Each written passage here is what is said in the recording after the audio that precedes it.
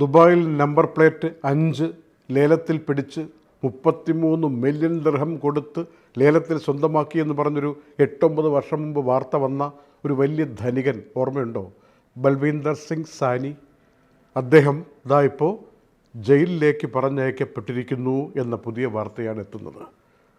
33 million കൊടുത്തയാൾ 33 പ്രതികളുടെ കൂട്ടത്തിൽ ഒരാളായി ഇതാ ഇന്ന് ജയിലിലേക്ക് എന്ന് പറയുമ്പോൾ എന്താണ് കാരണം?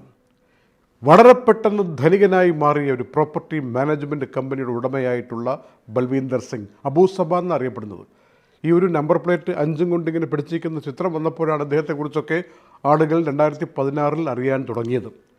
അദ്ദേഹം ഹവാല ഇടപാട്, കുഴൽപ്പണക്കേസ്, എവിടെ നിന്നൊക്കെയോ കാശുകൾ കൊണ്ടുവരുന്നു, കുറേ കമ്പനികൾ ഉണ്ടാക്കുന്നു, അതിൻ്റെ പേരിൽ ട്രാൻസാക്ഷൻ നടത്തുന്നു, അങ്ങോട്ട് കൊടുക്കുന്നു, ചില സംഘങ്ങളുമായിട്ട് ചേർന്ന് ഇടപാടുകൾ നടത്തുന്നു, ദുരൂഹമായിട്ട് പെട്ടെന്ന് പണക്കാരനാവുന്നു.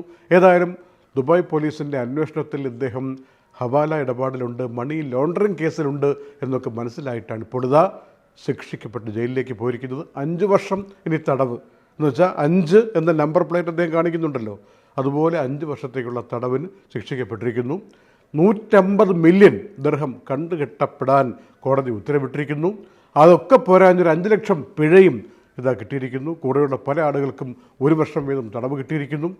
മാളിക മുകൾ ഏറിയ മന്നൻ്റെ തോളിൽ മാറാപ്പ് കയറ്റുന്നതും ഭവാൻ എന്ന പഴയ കവിവാക്യം ഓർമ്മിപ്പിച്ചുകൊണ്ടാണ്. അതുകൊണ്ട് നേരായ വഴിയിലൂടെ അതികഠിനമായി അധ്വാനിച്ച് കിട്ടുന്ന കാശ് മാത്രം മതി എന്ന സങ്കല്പത്തിൽ എല്ലാവരും നല്ല സ്വപ്നം കണ്ടുറങ്ങട്ടെ. നന്ദി.